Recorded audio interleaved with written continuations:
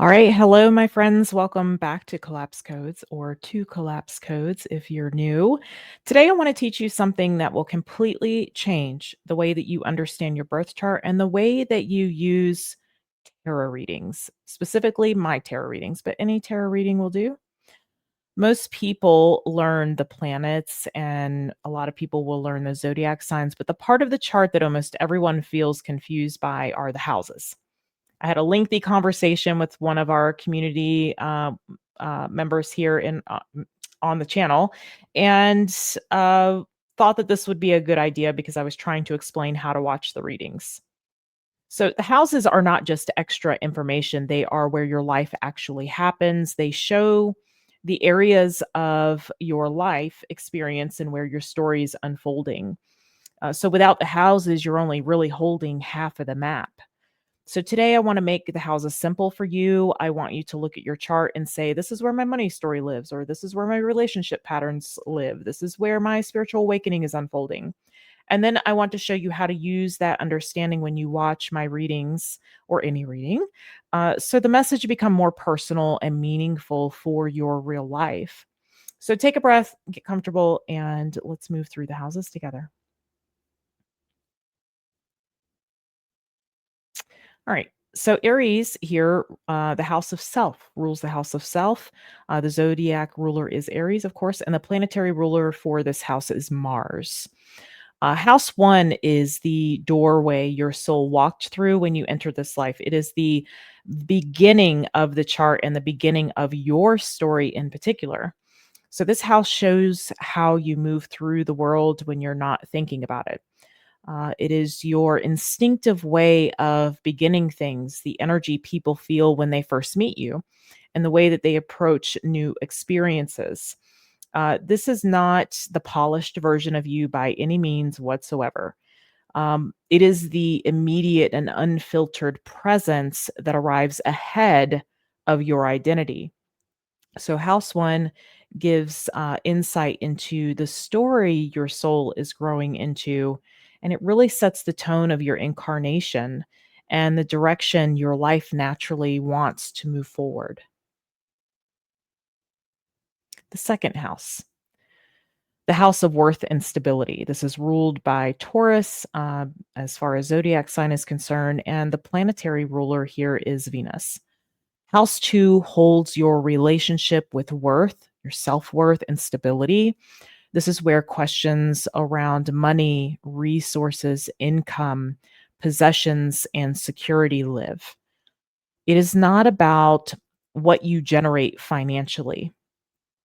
It's about how safe you feel in your body and how deserving you believe yourself to be, and then what you cling to when you fear loss. This house teaches you to build something steady and meaningful, and it reveals the difference between what truly supports you and what you hold on to out of fear.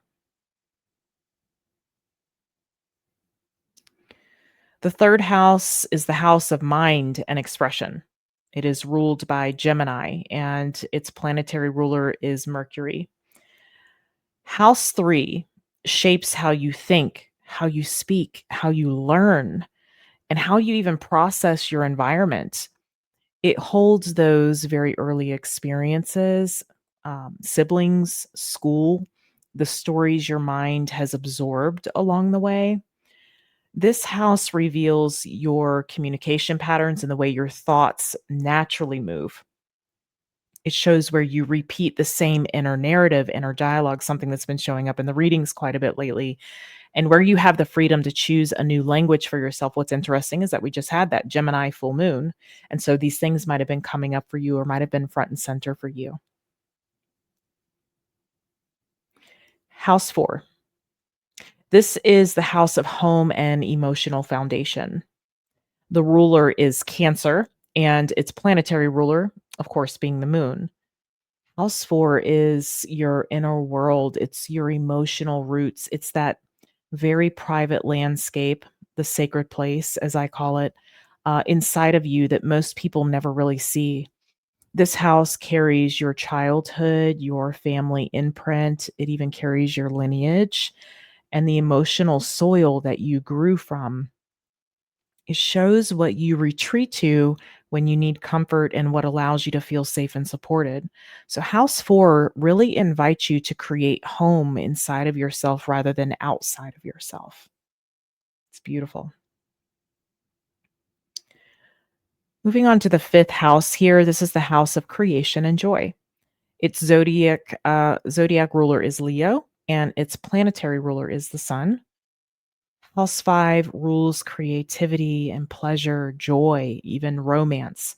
It rules children, it rules desire, every expression of your inner spark. This house reveals what lights you up. It shows where your soul longs to shine without apology. And it also connects you to your inner child and the places where joy and play still want expression. So, House 5 reminds you that your life is meant to delight you.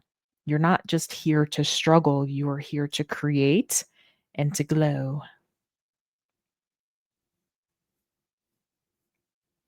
Moving on to the sixth house. This is the house of devotion, health, and daily rhythm.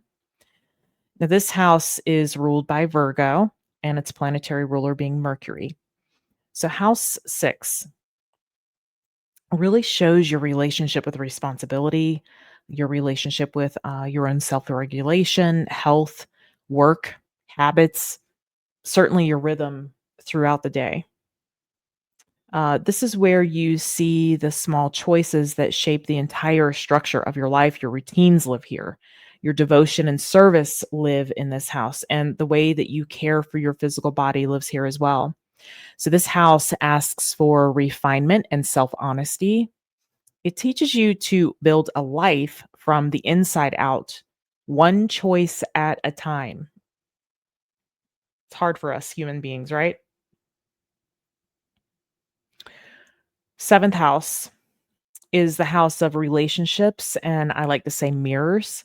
The zodiac ruler here is Libra, and the planetary ruler being Venus.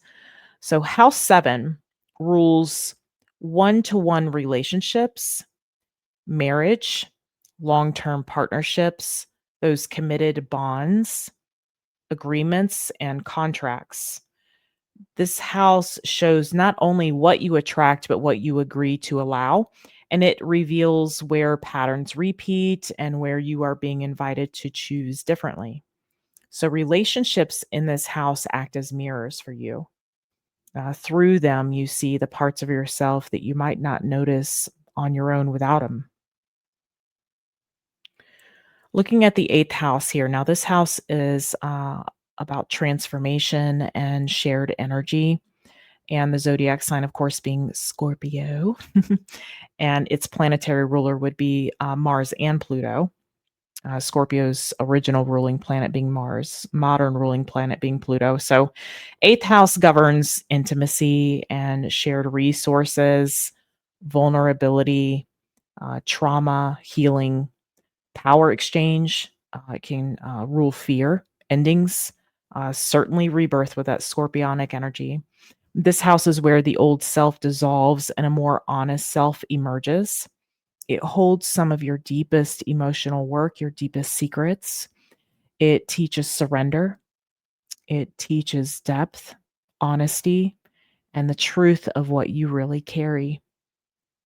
So, House 8 really invites you to transform, not from a place of punishment, okay, but or even pressure, but from authenticity and truth.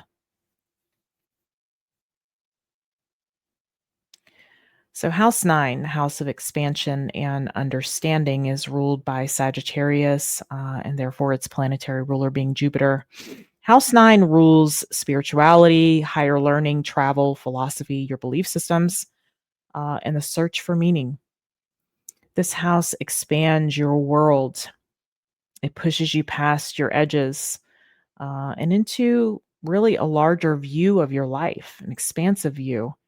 We're all kind of dealing with that right now as I'm recording this in Sagittarius season. You may see this later, and that's okay. It's still relevant.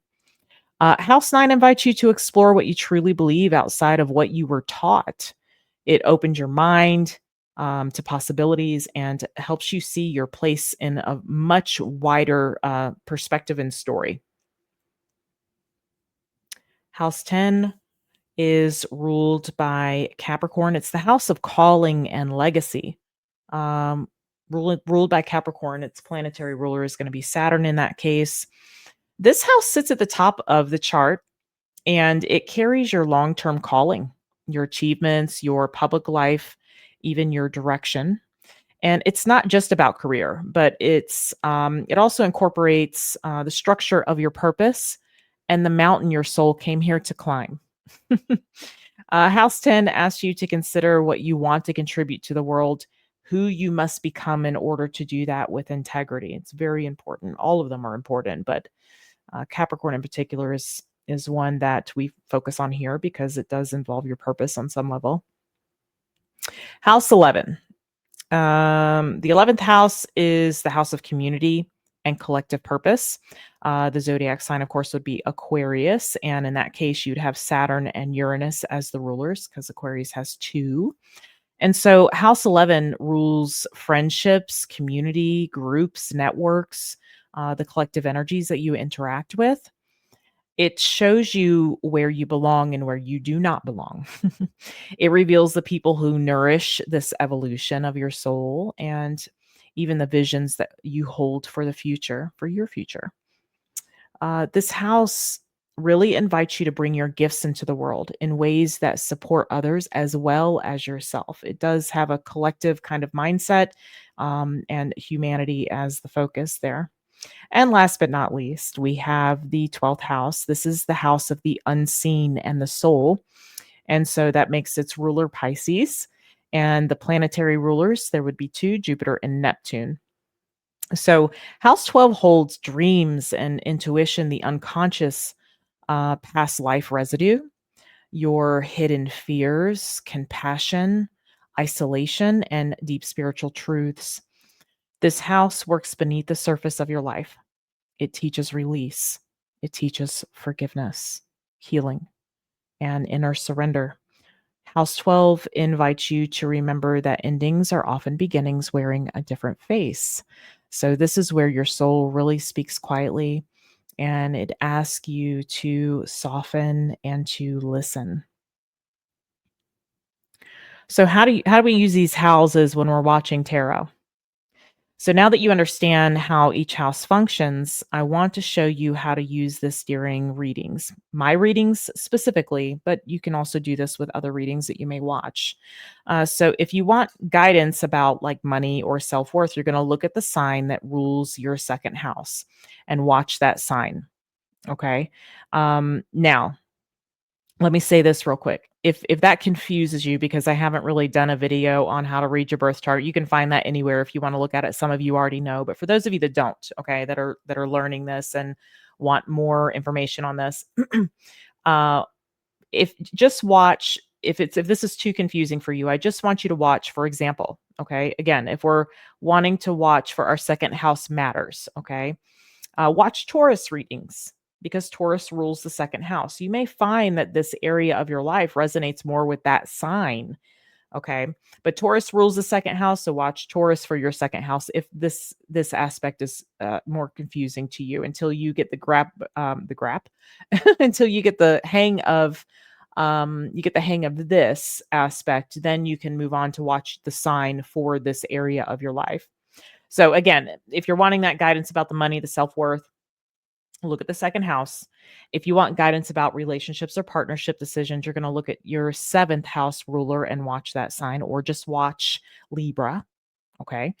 If you are facing career questions or identity shifts, so you look at the first house and 10th house rulers. Okay. So look at whatever sign is ruling your first house, whatever sign is ruling the 10th house, or just watch Aries and Capricorn. Okay. Just to eliminate the confusion there. If you are in deep emotional change, shadow work, spiritual initiation, watch the signs ruling your eighth house and your 12th house, or just watch Scorpio and Pisces. Okay, if that aspect's too confusing right now. When you watch tarot through your houses, the messages become personal and precise, and you're going to stop noticing more general energy and begin speaking directly into the part of your life that is unfolding right now. So when you just watch one or two signs for your personal planets or whatever, you're really not getting the full picture. This is why this is so important and why I felt the need to make this video. So once you understand the houses, the entire birth chart becomes readable, and the planets show what's happening, and the signs show how that energy behaves. And then the houses show where it's happening in your lived experience. So we'll do more on this. Feel free to leave me your feedback, leave me your comments, and what you want to learn. And I'll be sure to get a video out to you guys. But thank you for learning this with me. And thank you for choosing your own clarity. It is an honor to teach you and to walk this path with you. And I will see you guys in the next one.